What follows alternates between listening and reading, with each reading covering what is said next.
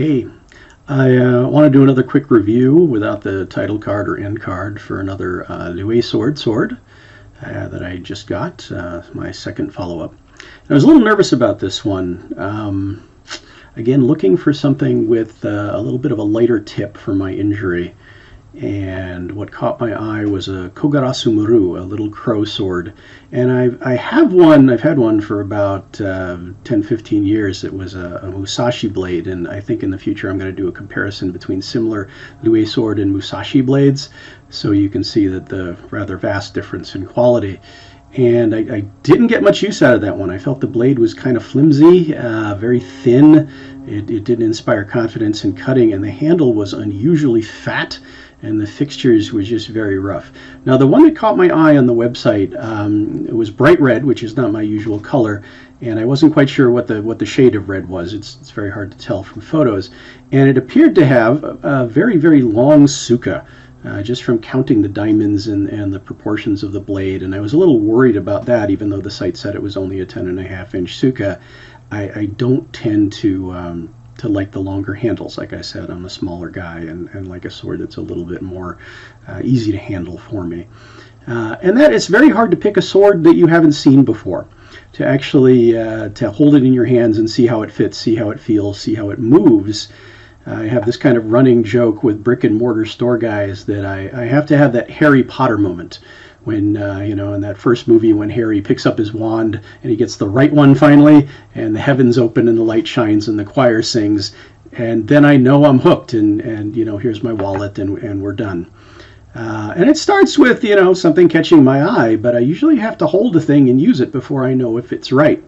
Now, with the last sword I reviewed, as I mentioned in the last review, I was very impressed with not only the overall quality and build of the sword, but the feel, both in terms of how the suka is and its dimensions and the balance and weight of the blade.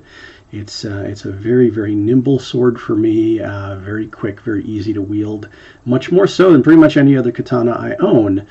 And I was also thinking, from looking at this one, as I was examining the way they put together this Unokubi Zukiri, that it's kind of set up to be made into a Kogarasu Maru, which we'll look at here in a second, in terms of just changing the tip. And I figured that's all they would do. But that's not all they did on this sword at all. It is a totally unique blade. So let me swap for you. First of all, hopefully my camera catches it, the red wrapping is really deep red color. I am super, super pleased with it. I was kind of scared it was going to be ugly, but it's a really good color. It's got otherwise the same fixtures and the same blaksame and the same katatemaki wrapping pattern, and the handle is actually the same dimensions in many ways. It's got a little bit less of a curve to it, but the thinness and the taper and the feel in the hand is just as good as the last one in the quality. The other big difference is that the saya is it's a gloss black, which is a little bit of a fingerprint magnet, but it looks good and it's well done. And it has this lacquered over same, which is just stunning in person. It's just a really nice detail. But unlike the Unokubi Zukiri sword, it's got surprisingly less of a sori overall, less of a curve, just slightly. It's a bit straighter. The other immediate thing that is noticeable is when you pop it, the habaki is just a plain smooth habaki, and it has more of that traditional interface with the scabbard. So no sticking, no adjustment necessary. It goes in and out very smoothly. As for what we're dealing with an Unokubi Zukiri blade, the little crow profile is something that was on a historic tachi centuries ago, and it's again a sword that's not really seen in modern times, and Lyuesword does them and does them well. They have several different versions of this, but this again was the one that caught my eye. For the first almost 2/3 of this blade, not half, you get that same sort of Shinogi Zukiri traditional profile with the double fuller. So you've got the two fullers running up the blade, the fat one and the thin one, which actually goes all the way up, and then the traditional peaked spine, mune. This is also a 1095 Damascus, which is apparently a blend of 1095 and 1060 high carbon steel. It has a very, very fine and visible hada. It's just beautiful grain, and it has a really nice temper line. So it is clay tempered to about a 58 Rockwell is what they're calling it.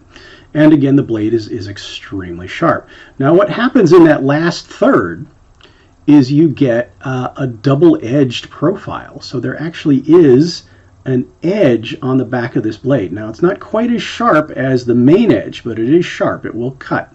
So you have to be a little bit careful with it, especially if you're doing sword sheathing noto, to modify your technique, because usually you'll drag the back of your blade across your fingers, your hand, and the top of the scabbard to get it back in. You almost have to resheath this like you resheath a Chinese gen, a double-edged straight sword.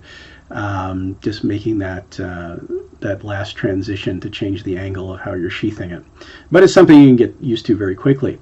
Now, the curve on this is not nearly as extreme as the other Kogarasu Maru, which is almost a tachi curve. This has a very subtle sori, and it's just perfect for both cutting and thrusting.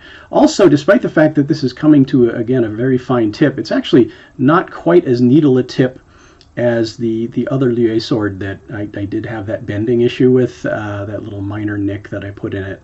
But this one is actually, it's sharp, it's absolutely sharp, but it's definitely stronger. The blade profile, there's enough beef in it that I'm not worried about it bending during cutting practice. I haven't taken it out to put it through any hard use yet, but I have a lot more confidence in this blade. And just like the Unokubi Zukiri, reducing the metal in this end of the blade makes it very tip-light, more so than the Unokubi Zukiri, because of the way this is balanced and cut.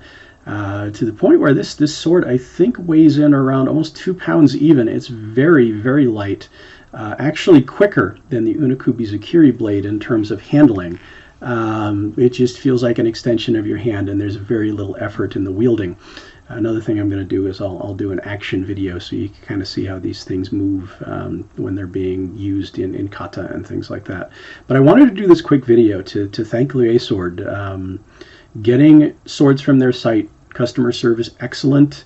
I did use the premium shipping this time, and I got the sword in, came within 2 weeks after they managed to ship it, so that was nice even during this crazy year.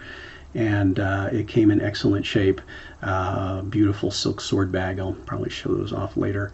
And then, yeah, you guys have a loyal customer. I will do a couple more videos regarding these blades, but I just wanted to do a quick review and another thank you to Lyuesword and Rouen for excellent service, excellent prices on their products.